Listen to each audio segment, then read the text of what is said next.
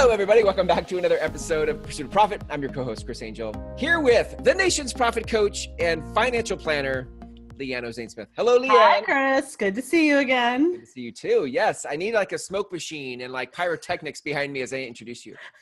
Yes, please. I know. Starting at point guard. LeAnne. Oh my gosh. The audience is going to think I have such a big ego, when in reality, I actually don't like being the center of attention. Well, it's okay, but you're full of energy, and so you fit well in that role. Thank you very much. I appreciate it. So we're in the middle of our 5-part series on these frequently asked questions that you get, and today this is what you said in the last episode. You said this is the big one. This is the big one. What I'm dying to know, like, what this question is. What is it? And actually, when we were having our green room time, I was like, I don't want to do this one because it's hard to tackle. But here is the question. Yeah. Or questions. It's a trifecta of questions. Trifecta of questions. WTF? How do I pay myself? How much? And when? Mm-hmm. Yes. So, okay, the way that I can address this question is to address the problem, okay, and then talk about a couple of solutions that I like to implement around it. So this problem of not paying yourself or paying yourself such a pittance that you're in entrepreneurial poverty, yep, right? Yep. It arises from what most people think is a good business decision, right? So they're like, well, no, I can't afford to pay myself. And what really business owners don't understand is when they start a business and they're not paying themselves what they're worth, especially when they're able to, what they've really done is they've started themselves a really crappy, shitty job. Mm-hmm. That's what they've done, right? They've traded like a bad job at a place that they hated for an even worse job that has no benefits and very little pay. Yeah. And I know that that's kind of harsh, but that's actually true, right? For the bulk of people that I see, they aren't making as much money as they were when they were in their other job. And I hear a lot of sentiment around that, like, well, it's okay because now I have freedom, or now I have flexibility in my schedule. But when I really poke and prod at them, what actually comes up for them is, I feel like I'm hustling. I feel like I'm busting my butt. I'm feeling like I took all this risk, and I want something for it. You should want something for it. Yeah, I want to say on that, because I think I do this a lot.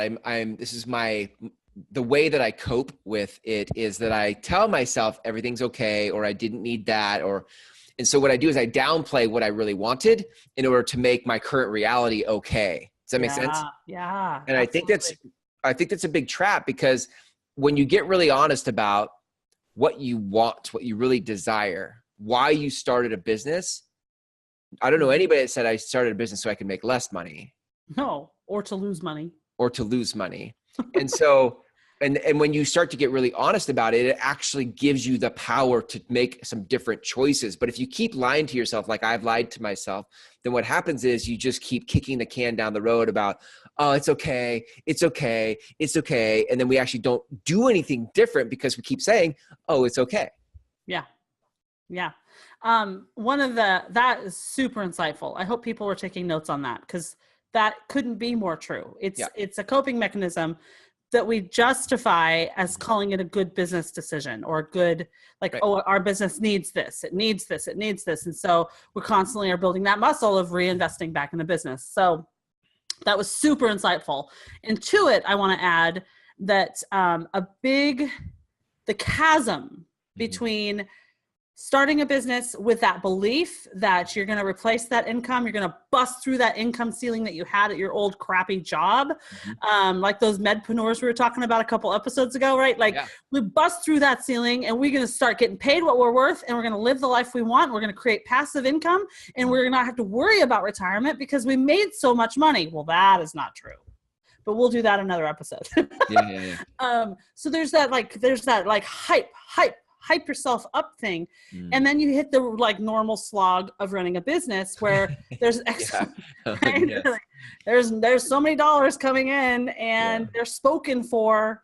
And so I guess I have to pay all these things, and I'm paid last. And that is completely devastating to the human soul. Like, listen, I know that a lot of dudes watch this or listen to this, and dudes, I feel like, are like, well, it's not an emotional thing. Yeah, When you're not paying yourself, it's so emotional. I had a guy in my office yesterday crying over this. Like, he's just like, I want to give my kids and my wife a better existence than this. And I promised them that when I started this business. And why can't I pay myself? Which leads us back to the question. Right. The reason why you can't pay yourself is you've been spending a lot of time and money building the wrong muscles, right? You've been building that muscle of, I just need to grow the business. Grow the business, grow the business, grow the business, spend whatever we have to spend to grow the business, keep it open, whatever. The way we peel this back is we peel it back, we put everything on the table, and we say, all right, Chris, how much take-home pay do you want this year? And Chris maybe answers the question. And then we say, okay, how much revenue do you have this year? And then Chris answers the question. Okay. So what we're going to do is we're actually going to use the spend on purpose method where we're going to spend those dollars coming in on purpose. So Chris, answer this question. It's not hypothetical. Does your business exist without you, Chris? No. No. So wouldn't it stand to reason that you are the most important expense that your business has? Yeah. Yeah. And so what we have to do is shift the priorities of the business finances to take care of you first as the most important part of your business, not your infrastructure, not the team you want to hire, not all of those things. We have to put the business owner in a position where the business is serving them instead of them serving their business. And that's how you begin to pay yourself. So there's a couple strategies I like to use around this. Because people ask me, well, how much can I pay myself? And I'm a little bit like, hell if I know. Like, I got to see what you're making. Right. You know, like, I want to see how much you're spending. And then I want to help you restructure that in a way that's profitable. And I want you taking your profit account quarterly. Like, there's just things that we do. So what I can say is you have to, if you are listening and you are asking these questions, then I think, as painful as it is, no matter how much I say this, it still never gets easy for me. You need to be honest with yourself that you have basically given yourself a really crappy job. You might like the job, but it's a crappy paying job. And you should do everything in your power to flip that around, which means that you have to have some, if you can do it yourself, I find most people can't. They can't do it themselves, but you have to have somebody help you look at what is critical and necessary to your business, starting with you, and then you build the plan from you down. That's how you begin to get to that place. And in my world, where I'm going to go as far as say I make, I can't make anybody do anything, but I make the people that coach with me build a muscle where they grab profit off the top of gross revenue and send it away to safety. Yeah. They do that like clockwork. And then that money gets used for that entrepreneur's business growth or doing something amazing for their family. Like I had a guy this week take his profit account and he called me. He's like, I was thinking about maybe like going on a cruise. Like, is it okay if I use that money for that? I'm like, yes, it's yours. Do it. Yeah. You don't need my permission. That's what you worked for. That's what it's your money. Yeah. I think what came up in my head as you were saying that was, as an entrepreneur, I've been in business for 17 years. So, and it's not any better now than it was then in terms of my internal turmoil, the thoughts I have, where you go, do I want to keep doing this? Like I should just like go get a job. I should just give up. Like I should just do something different. And here's what I want to say, like where the thought is I would actually give up my vision and my autonomy and whatever money I could be paying myself for the fact of not having to deal with it. And that's way more expensive than to just have a conversation with LeAnne and actually build some new muscles, right? Like what I'm saying is we're willing to like sabotage and burn it to the ground versus just getting some help and like flipping the script in a conversation. Yeah. You could have, I love this story. You told us in one of our first episodes that one of the people you met with, you gave them a $3,000 a month raise in the meeting. Yeah, it's true. It wasn't like, hey, we need to work on your marketing, your Facebook ads for the next 6 months, and then you can have $3,000. It was like today. Right. Yeah. So sometimes we will do things to sabotage ourselves as entrepreneurs and burn it to the ground because we're so fed up with the hype and all that, when all there might be to do is simply look at some of the spending patterns you have, right? With somebody like LeAnne who knows where to look and knows how to hold your hand to tell you to like make you to build a new skill. Yeah. Air quotes, make you look at it differently. And actually you're probably closer to the kind of business you wanted than you actually think you are. You're right. Is that fair? Yeah, that was awesome. And to it, I want to add, like, honestly, I rarely see complete disasters. Yeah. I can think of a couple in the last year where I was like, wow. And I can think of a couple times where I've told somebody, the best advice I can give you is to stop being in business and go get a job. Right? I've done that. Yeah. But more often than not, I will like do my first session and my second session, which are kind of like foundational. And I'm sitting there with somebody and going, you're not as bad as you think you are. You're not, you're actually in good shape. We just have to turn the dialogue around a little bit. We have to create new habits so that money is flowing where you want it to flow. Wow. So if you want to pay yourself, as much as I feel like in our conversations, we point to being honest and getting really honest about things, which can sometimes be uncomfortable. Yeah. I'm also being very encouraged right now, like in that, okay, like maybe I'm not so crazy. Yes. In business, we're like, am I crazy? What am I doing? Yeah. But maybe we're not so crazy. Maybe we're not so far off track. We've been so focused on, I know that you like to pick on this. We've been so focused on the hype and the 10x your business overnight and all the stuff that we have to do to grow, when in actuality, we might be closer than we think. I love that. It's so encouraging. Yeah. It's actually true most of the time. So encouraging. Well, how you want to pay yourself? Yeah. How do I pay myself? Is there any mechanics to that? Like I pay myself through paychecks or some sort of payroll service, or do I, like, how do I do that? That's a convoluted question. It kind of depends on if you are, it's okay. It kind of depends on if you're a sole proprietor or if you're an S corporation. Okay. Very few people that I see are C corps. So if you're a sole proprietor, which means that you're running your business as an LLC or a sole prop, then you can do one thing that is really important when it comes to paying yourself. And that is you actually write yourself a check. And so one of the things I'm always talking about is how you never have your business bank at the same place that your family banks. Never. That's like rule number one in my practice, right? So it's important that you write that check and you deposit it. Now, here's the thing.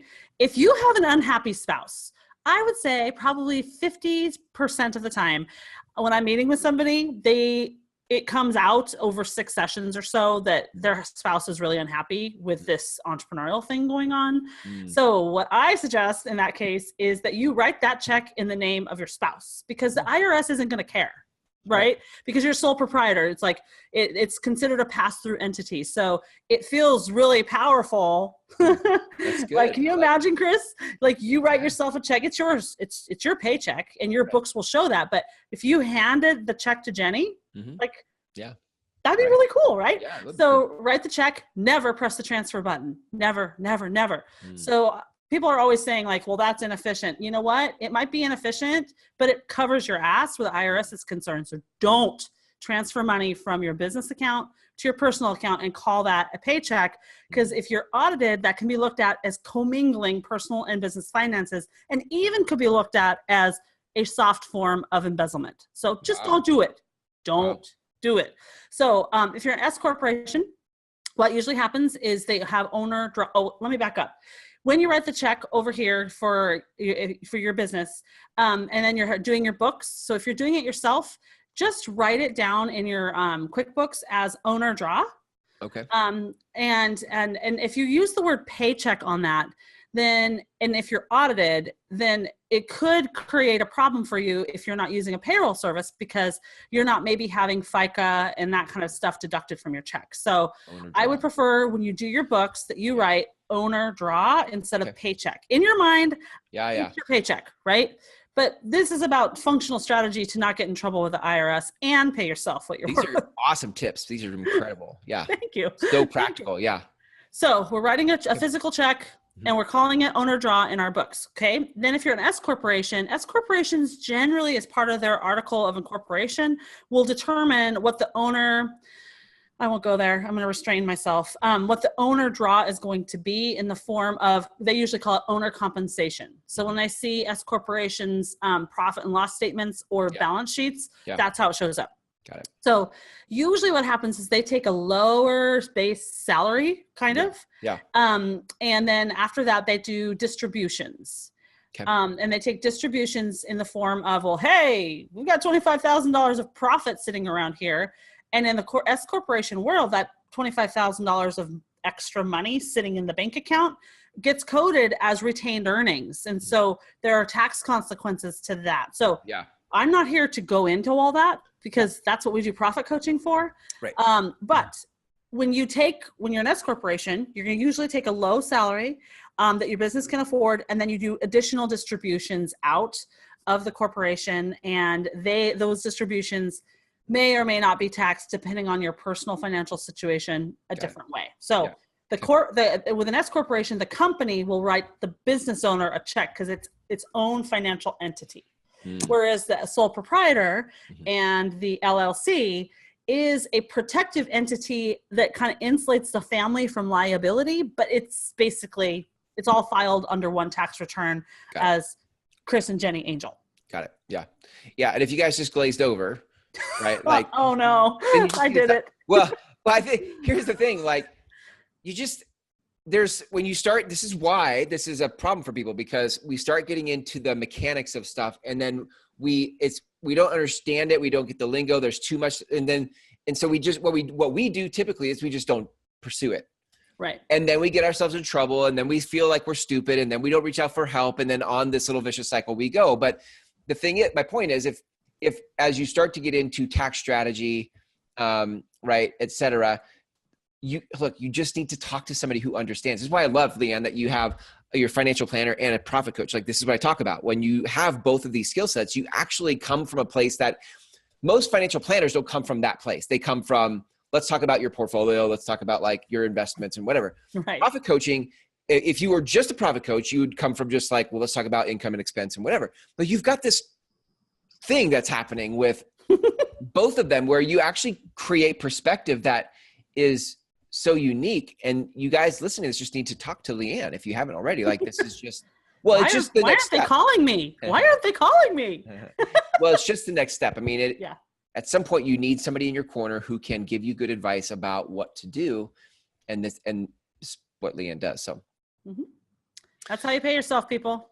Functionally and metaphorically. Like the real solution is turning the equation on its head and building it from you down, which is a very courageous thing to do. It's very, very much accepted to be a business owner. When somebody comes up to you and says, hey, how's your business? What else are you going to say besides great? Everybody around the world perceives that you are doing awesome, right? It's like what you and I talk about, Chris, with Master Networks, right? Like, where is there a safe place for a business owner to go, right, I'm scared, I don't know what to do with this? Like, it's all this posturing. Right. And there's an element of just getting really honest with yourself to say, if you really want to pay yourself, you have to stop posturing as having it all together and be like those doctors at that summit that I talked about, who had enough humility to be like the brilliant physicians and surgeons to be like, excuse me, how much should I charge my clients so that I could be profitable? Right. What humility is that, right? I know. It's possible for all of us. I love that we speaking of Master Networks, that we've created a group where it feels like we can have those honest conversations as business owners and actually have that type of camaraderie in our city where we're able to get really honest about it and not feel like we're the outcast or we're the weirdo. Right. So, but beyond that, beyond you listening to this, having your own networking group that is built that way, like, just seek a coach, get a coach. LeAnne's a profit coach. Just go get a coach. Yeah, absolutely. So it'll change your life. Yeah, absolutely. LeAnne, so good. I love this. I feel like not only is this fun for me, which it is, but I feel like we're making a difference. I think this is a really important conversation for the majority of entrepreneurs in America. So thanks. So let's direct people to the ebook. Please. Yeah. And can we do it in air quotes though? Yeah. Air quotes. Every time ebook, because it's only 3 pages. Yeah. What should I call it instead? It's an e-pamphlet. It's a snack. It's what it is. It's a digital snack. It's a digital snack that's full of flavor. Yes.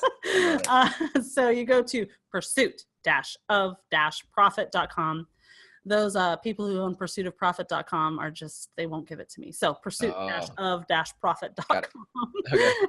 And you can click ebook, or next to it, you can click schedule a consultation. And then you could get on my schedule, and we can meet each other, and we can talk about what's going on in your business. I love it. You should do it. If they schedule, that's just scheduling a profit discovery call, right? Yep. And I don't charge for that. Perfect. That's so good. I love it. So good. Awesome, LeAnne. This is so good. I love it. I can't wait for the next episode. Woo, one more. Deal with the 4th question. So I'll see you then. Okay. Bye.